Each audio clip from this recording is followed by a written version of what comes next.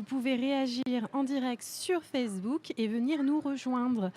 Tout de suite, Romane. Aujourd'hui, on va parler de Monsieur Mario Colonel et de ses projets passés ou futurs. N'est-ce pas, Romane?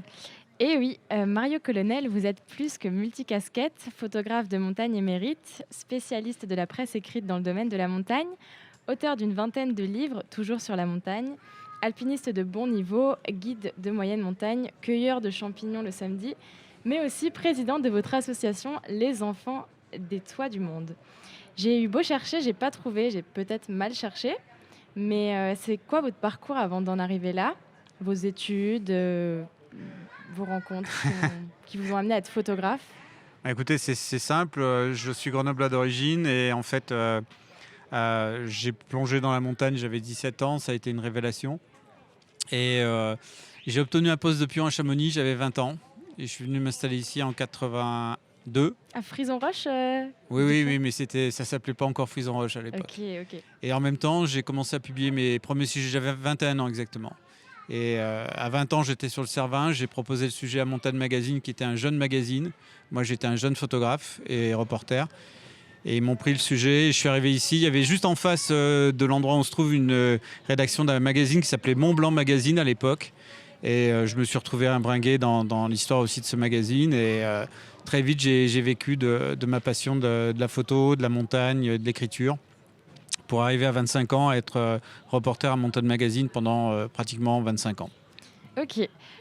Pour parler plus photo, je pense peut-être que ça intéresse nos auditeurs. On se demande, quel matériel, utilisez-vous? Quel boîtier? Quel objectif?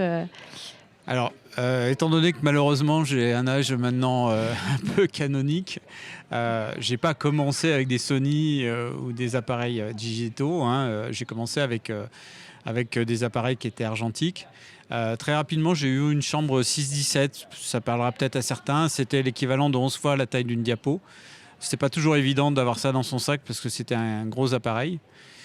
J'ai le souvenir, entre autres, d'être parti. Bon, l'un de mes meilleurs compagnons de cordée était Philippe Magnien, qui est prof à l'ENSA, qui était le compagnon de cordée de Patrick Béraud il y a presque 20 ans lors de son périple. Et on était parti avec Karine Ruby, qui est malheureusement aussi disparue, à la Kufner. Et je me souviens que j'avais un sac énorme par rapport à eux et que je traînais derrière ces alpinistes de haut niveau déjà en plus. Et tout ça parce que j'avais un poids beaucoup plus conséquent qu'eux. Aujourd'hui, le matériel s'est singulièrement allégé, si on peut dire. Alors effectivement, je suis équipé depuis, je crois, 2007 d'appareils numériques. Et donc j'ai d'un côté du Sony pour quand je dois aller sur le terrain, sur un terrain un peu difficile. Et puis j'ai une chambre, j'ai plutôt un moyen format Fuji. Depuis peu, là j'ai un 100 millions de pixels. Donc ça, c'est réservé quand je fais des photos aériennes ou que je veux vraiment travailler une photo pour la galerie, pour avoir des grands formats. Et moi, je me demandais du coup, vous parlez des endroits où vous allez pour prendre des photos, donc c'est principalement la montagne. Mais c'est quoi l'endroit que vous préférez et comment vous y rendez, pardon? Oui, alors j'ai pas d'endroit préféré parce qu'en fait, la montagne, elle change tout le temps, hein, c'est comme la mer. J'ai des spots, mais depuis 15 ou 20 ans, je passe 2 à 3 mois par an en Himalaya aussi. Donc, il y a tellement d'endroits que je trouve exceptionnels que je ne voudrais pas faire une liste. Bon, évidemment, le massif du Mont Blanc est cher à mon cœur, hein, et puis cher à mon activité professionnelle. Donc, je l'ai au-dessus de la tête et je connais 2-3 endroits exceptionnels. Il y a côté italien des endroits que j'aime beaucoup plus que du côté nord parce qu'il y a plus de sauvageté, de tranquillité aussi. Je crois qu'à un moment, on a envie d'être un peu seul ou être en équipe réduite pour profiter encore plus de la montagne. Moi, il y a un endroit que je trouve exceptionnel que peu de gens connaissent, c'est le bivouac Pascal Luigi qui se trouve au-dessus de Courmayeur, qui est un endroit fabuleux, une petite cabane en pierre ouverte à tout le monde. Il y a une dizaine de places, il y a 1400 mètres pour y monter. Et on a une vue éblouissante sur le massif du Mont Blanc. Pour faire des photos, je trouve que c'est un endroit superbe. Il y a un autre endroit, ça m'amuse beaucoup parce que j'ai été aussi l'élève de Pierre Terrasse, qui était les grandes familles de Chamonix. Et donc on a fait un livre ensemble en 96, donc ça date, hein, ça fait 26 ans maintenant. Et je me souviens très bien, parce que je regardais ses photos, à l'époque la star c'était le lac Blanc. Et j'avais fait le premier poster du lac des Chaiseries où à l'époque il n'y avait pas grand monde. Et maintenant, chaque fois que j'y vais, il y a 20 tentes le soir de gens qui font des photos avec des étoiles, ce qui est très bien, hein, ce qui veut dire que la photo s'est vulgarisée. Et ça reste aussi un de mes endroits préférés parce que c'est vrai qu'il y a une vue exceptionnelle en moyenne montagne sur la chaîne du Mont Blanc. Ok, on va faire une petite pause musicale en compagnie de Clara Luciani. Et on reprend en parlant de votre association qui vise à lutter contre la précarité des populations des pays du Sud, mais qui vise surtout à les rendre plus autonomes et peut-être pas autosuffisantes, mais... Non, j'ai pas cette prétention-là. En fait, c'est une histoire personnelle, hein. Je fais des photos depuis longtemps. J'ai souvent rencontré des gens en Himalaya que j'avais envie d'aider. Je me suis fait aussi beaucoup voler ou duper. Parce qu'il ne faut pas croire que d'un côté, il y a le paradis et de l'autre l'enfer. L'enfer étant chez nous et le paradis de l'autre côté. Donc j'ai eu plein d'histoires au Tibet, au Pakistan, où il y a des gens qui m'ont demandé de les aider, je les ai aidés, puis chaque fois ça finissait en queue de boudin. Et puis en fait un jour j'ai fait la photo d'une petite fille dans une fête au Tibet, j'étais tout seul, j'étais parti vivre avec des nomades.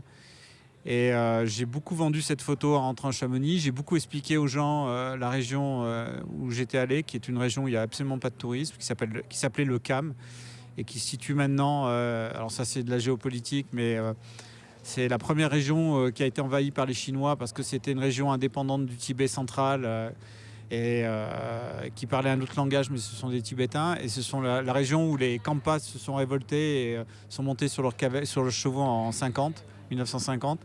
100 000 cavaliers et les 5 000 derniers ont été exterminés au Népal. Ça a été la fin de la résistance en 1976. Donc c'est une région qui me tenait à cœur de découvrir. Et puis je rencontre cette petite fille extraordinaire. Je rentre à Chamonix. Dans ma galerie, j'explique aux gens qu'il faut aller dans cette région. Il y a des monastères extraordinaires, il n'y a pas de tourisme, on est super bien accueillis, etc. Et puis de fil en aiguille, j'ai monté un scénario pour faire un film. On est parti avec Bertrand Delapierre pendant 2 ans à sa recherche. On a mis 2 ans pour la retrouver. Donc on passait dans les villages, on allait dans les monastères, on traversait les montagnes. Ça a été une vraie épopée. Et puis un hiver, j'ai payé un guide pour qu'il la recherche et il l'a retrouvée. Et c'était quoi votre motivation derrière sa recherche ? C'était aider une enfant. C'était aider des enfants qui avaient besoin d'un coup de pouce dans la vie. Et puis je suis arrivé dans une situation qui était abominable. Le père avait une tuberculose des os, le grand-père était en train de mourir dans une pièce, ils étaient très pauvres. Et puis en fait, en dehors de l'argent, c'était vraiment un coup de pouce pour eux exceptionnel. Et en fait, je suis en contact avec elle pratiquement toutes les semaines, je l'aide à apprendre l'anglais. Et l'année dernière, juste avant le Covid, on devait se retrouver à Chengdu pour aller voir les pandas, parce que l'idée c'est de la sortir à travers la Chine, j'ai pas mal de contacts en Chine. Et lui faire découvrir son pays. Je dis bien son pays parce qu'on peut encore débattre sur le Tibet et la Chine, mais en tout cas pour les Tibétains qui sont restés sur place, la seule chose à faire c'est de s'intégrer dans ce pays-là s'ils veulent résister. Et le Covid a tout arrêté. Et là j'ai encore reçu un message il y a une semaine où elle me dit ça fait 3 ans qu'on ne s'est pas vu. Je sais, mais pour l'instant, je ne peux pas y retourner. Voilà.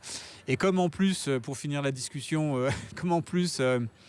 on ne peut pas aider des associations au Tibet, c'est devenu une affaire personnelle. Et l'association que j'ai montée, j'aide un orphelinat au Mustang, qui est au Népal, une région du Népal où je suis passé. Et puis là aussi, j'ai vu des enfants qui avaient besoin d'aide.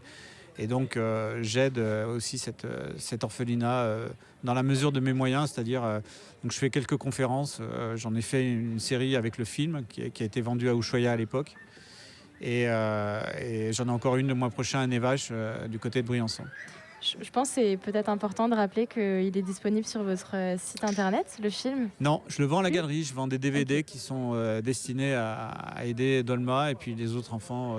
Et puis sinon, je le fais par moi-même de toute façon. Donc la prétention de l'association n'est pas énorme, hein, mais on fait ce qu'on peut avec ce qu'on a. Et c'est l'effet colibri dans tous les domaines et il est important. Okay. Après tous ces projets dont on vient de parler, tous ces voyages qui ont l'air plus fous que les uns que les autres. Est-ce qu'on pourrait parler de la suite et du futur ? Qu'est-ce que vous prévoyez Là, avec le Covid, c'est difficile de prévoir quoi que ce soit. Je devais attaquer un film sur le changement climatique dans le massif du Mont Blanc, non pas sous l'angle scientifique, mais sous l'angle humain. parce que ça m'est difficile de parler de chiffres. Et puis, c'est devenu un marronnier. On voit Ludo Ravanel assez souvent à la télé, par exemple. Et je me suis aperçu que c'est plutôt mon expérience de photographe qui importe. C'est-à-dire que je voulais retourner sur des endroits avec des photos que j'ai fait il y a 30 ou 40 ans pour voir l'évolution, style la corniche des arêtes de Rochefort. Je voulais le faire avec un ami népalais qui a fait 2 fois l'Everest et qui fait un doctorat de théologie. Il ne peut pas venir. Donc, parce que je voulais aussi comparer, qu'on puisse parler du Népal et du Mont Blanc en même temps, parce que ce sont 2 régions qui s'entendent à merveille. Projet reporté, en tout cas l'année prochaine. Donc là, on fait le teaser cette année avec Bertrand de La Pierre. Et puis, on va essayer de trouver une chaîne de télé. C'est votre compagnon, du coup, dans l'association et peut-être dans la vie Oui, aussi. il est vice-président. Mais bon, c'est aussi un ami, puis on s'est merveilleusement entendu et on se complète. Moi, je fais des images, mais pour la réalisation pure, je suis plus sur l'écriture du projet que sur la réalisation. Et puis, je m'occupe plus du montage final et puis de démarcher des chaînes de télé et des producteurs que lui. Et puis, j'ai quand même un projet dont on peut commencer à parler, c'est que avec le recul que j'ai aujourd'hui, j'en ai un peu marre du Mont Blanc de l'extrême. La vision qu'on a de Chamonix, du massif du Mont Blanc, sous un angle uniquement lié aux exploits, etc. J'y ai participé à travers mes articles. Et puis quand je suis arrivé ici, on était encore à la grande époque où on parlait de Rébuffa, de Terré et compagnie. J'aimerais bien revenir à des fondamentaux, c'est-à-dire qu'on est confronté avec l'actualité de l'Allemagne, il y a quand même des changements climatiques. Et j'aimerais bien ramener Chamonix et le Mont Blanc à l'aspect nature. Donc il y a un projet de festival avec de grands photographes animaliers, parce qu'à la galerie, j'expose des grands noms de la photo animalière, des gens qui ont des prix mondiaux. Et lancer un festival assez contemplatif avec l'idée de faire des expos photos un peu dans les rues de Chamonix, et puis des films, des rencontres, des sorties photos sur le terrain. Eh bien, merci Mario Colonel et on va faire une pause avec The Smiths.